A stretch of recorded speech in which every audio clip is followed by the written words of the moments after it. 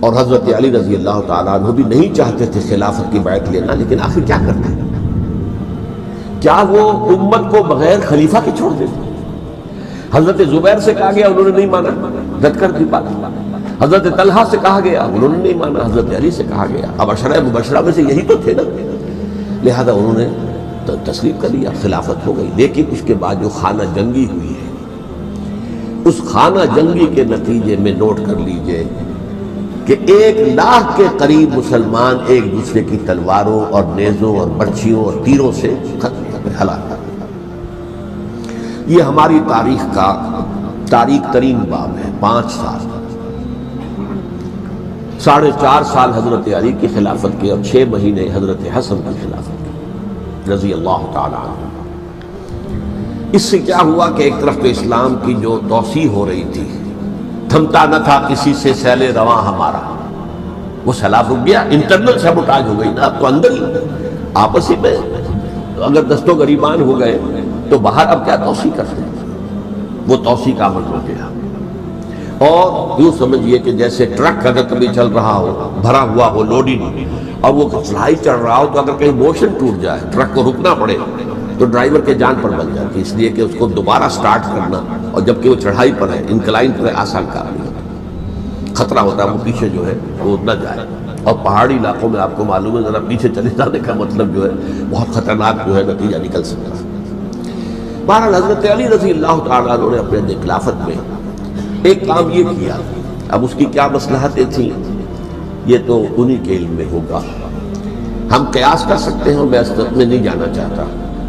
ابھی تک خلافت کا مرکز تھا مدینہ منورہ، حضرت ابوبکر، حضرت عمر، حضرت عثمان، وہیں جہاں حضور صلی اللہ علیہ وسلم رہے تھے اور جہاں پر کہ حضور مدفون تھے۔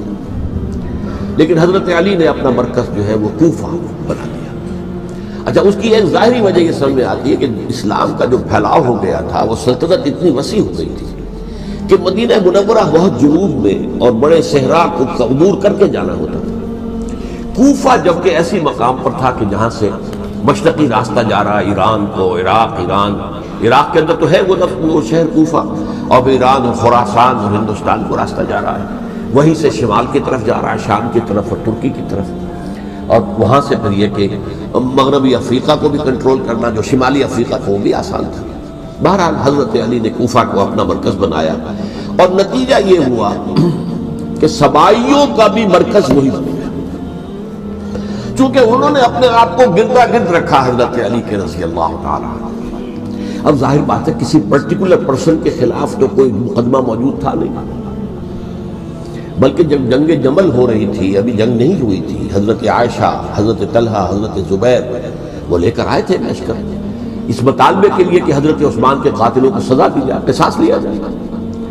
حضرت علی رضی اللہ تعالیٰ عنہ سے گفت و شنید ہو رہی تھی، حضرت علی جو ہے اس پر آمادہ ہو گئے کہ ٹھیک ہے، میں جو بھی قاتلین عثمان ہیں ان کو گرفتار کر کے سزا دوں گا۔ این اسی وقت کوفے کی مسجد کے اندر جو ہے 10,000 کا مجمع کھڑا ہو گیا، ہم سب قاتل عثمان ہیں، لو ہم سے بدلہ کہاں سے ہوگا۔ اور انہوں نے کیا کیا، جاتے ہی جنگ چھیڑ دی، جب چھڑ جائے تو یا مرو یا مارو، اس کے سلاوہ کو چارہ کار ہوتا ہی نہیں۔ ایک رات میں 10,000 مسلمان شہید ہوئے، جن میں 2 عشرہ مبشرہ میں سے حضرت زبیر اور حضرت طلحہ رضی اللہ تعالیٰ۔ تو یہ صورت تھی، سبائیوں نے گھیراؤ کیا حضرت علی کا رضی اللہ تعالیٰ۔ حضرت معاویہ دعوے دار نہیں تھے خلافت کے، قطعاً نہیں، ان کا صرف ایک دعویٰ تھا، اور وہ یہ تھا کہ عثمان کے قاتلوں کو گرفتار کرو، یا خود سزا دو یا ہمارے حوالے کرو، ہم اس سے قصاص لیں گے۔ اس لیے کہ قبیلہ بنو امیہ کا تھا، اور حضرت ابی معاویہ بنو امیہ میں سے، تو ایک خاندانی طور پر جو ہے ہم قصاص لیں گے ان سے جنہوں نے قتل کیا ہے حضرت عثمان کو۔ لیکن یہاں ظاہر بات ہے کہ حضرت علی رضی اللہ تعالیٰ عنہ کی طرف سے مطالبہ یہ ہوتا تھا، تم پہلے میری بیعت کرو، میرے ہاتھ مضبوط کرو تاکہ میں ان کے خلاف کوئی کام کر سکوں۔ لیکن انہیں یہ اندازہ تھا کہ اگر میں نے بیعت کی تو ظاہر بات ہے کہ حضرت علی تک پہنچنے سے پہلے مجھے گھر پر بڑھا دیں گے یہ لوگ، اس لیے کہ سبائی جو ہے وہ آپ کو گھیرے ہوئے۔ بہرحال ایک عجیب الجھاؤ، ایک ڈائلیما تھا جس کی وجہ سے یہ جنگ چلتی رہی، اور حضرت علی رضی اللہ تعالیٰ عنہ کو انہی کے شیعان علی ہی کے اندر سے وہ جماعت علیحدہ ہوئی تھی جس کو ہم خوارج کے نام سے جانتے ہیں، اور ایک خارجی ملجم ابن ملجم ہی نے حضرت علی کو شہید کیا رضی اللہ تعالیٰ عنہ۔